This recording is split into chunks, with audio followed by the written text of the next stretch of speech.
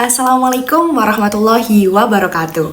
Salam, Om Swastiastu, Namo Buddhaya, Salam Kebajikan, Rahayu Rahayu. Halo semuanya, bagaimana kabarnya hari ini?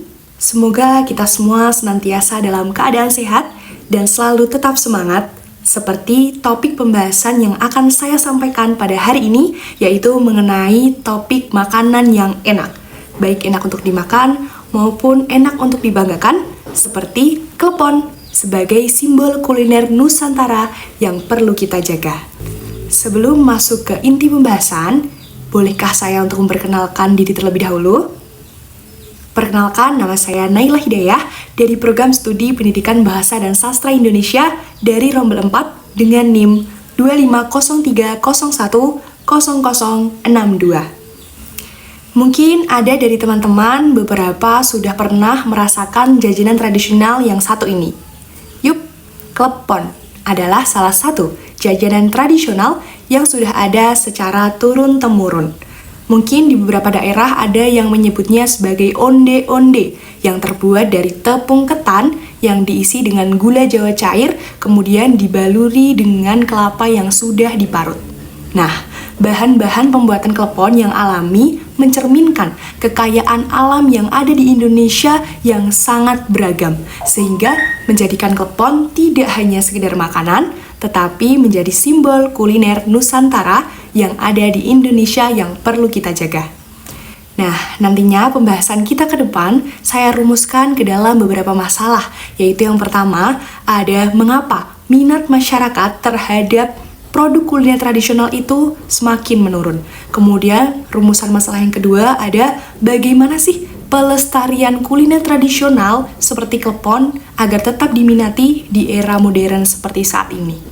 Dari rumusan masalah tadi, dapat diharapkan tujuannya yaitu yang pertama, dapat menjelaskan alasan penurunan minat masyarakat terhadap kuliner tradisional seperti klepon.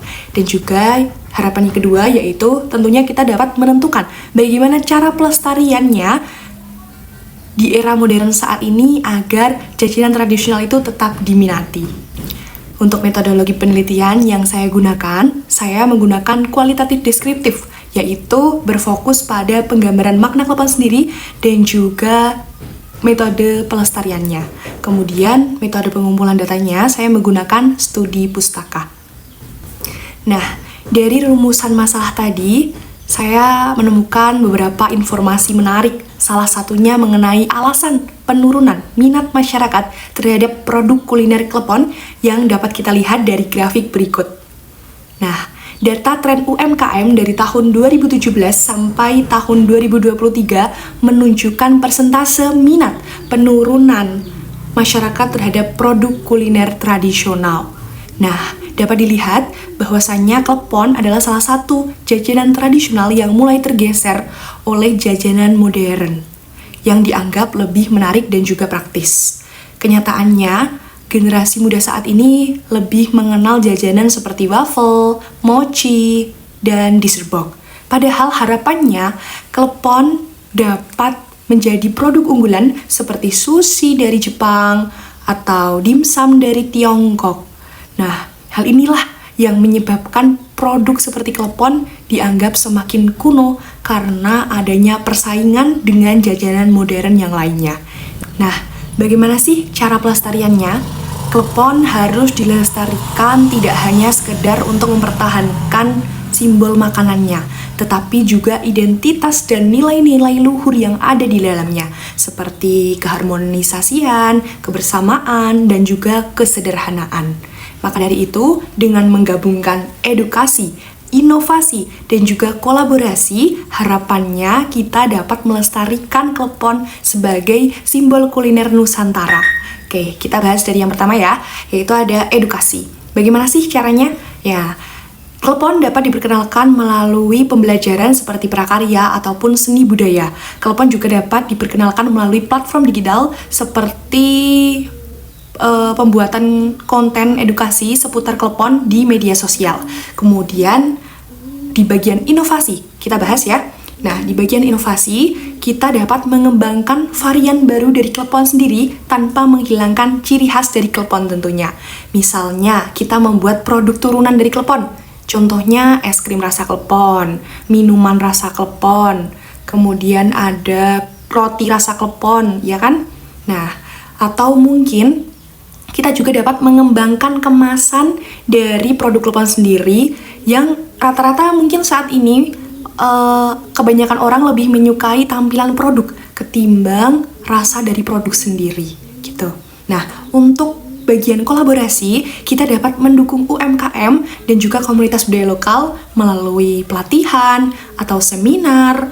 Nah, kita juga dapat membantu UMKM untuk mengadakan misalnya sebuah festival untuk memperkenalkan jajanan tradisional ke masyarakat-masyarakat luar melalui cara yang lebih menyenangkan. Nah, kesimpulan dari pembahasan yang sudah kita bahas sebelumnya melalui rumusan masalah yang kita buat, yaitu yang pertama ada klepon sebagai jajanan tradisional yang bukan hanya soal rasa manis, kemudian rasa gurih pada parutan kelapanya, tetapi juga menjadi simbol kuliner Nusantara yang memiliki nilai-nilai luhur di dalamnya. Seperti tadi ada keharmonisasian, kesederhanaan, dan juga kebersamaan. Dapat dilihat dari cara proses pembuatannya ya. Nah, pelestarian klepon harus dilakukan secara menyeluruh karena agar klepon tidak hanya dikenal tetapi juga dicintai dan dapat lestari di semua generasi. Seperti itu. Mungkin saran dari saya, inovasi dari klepon sendiri jangan sampai menghilangkan ciri khasnya, seperti rasanya yang manis, ataupun warna dari jajanan tradisional klepon sendiri. Nah, kemudian yang dapat kita lakukan di era modern seperti saat ini adalah promosi melalui media sosial, karena itu akan sangat membantu perlonjakan pengetahuan kita tentang klepon di era saat ini, seperti itu. Nah, mungkin itu tadi pembahasan mengenai klepon sebagai simbol kuliner Nusantara yang perlu kita jaga. Nah, untuk teman-teman semuanya yang memiliki pertanyaan ataupun memiliki masukan dan saran, boleh banget untuk dituliskan di kolom komentar. Terima kasih. Itu tadi pembahasan yang dapat saya sampaikan. Semoga bermanfaat tentunya bagi saya sendiri dan juga teman-temanku semuanya. Semoga kita lebih memahami lagi mengenai klepon yang menjadi simbol kuliner Nusantara yang perlu kita jaga. Untuk itu, nyari jarum di jerami. Cukup sekian presentasi hari ini. Wassalamualaikum warahmatullahi wabarakatuh. Terima kasih semuanya.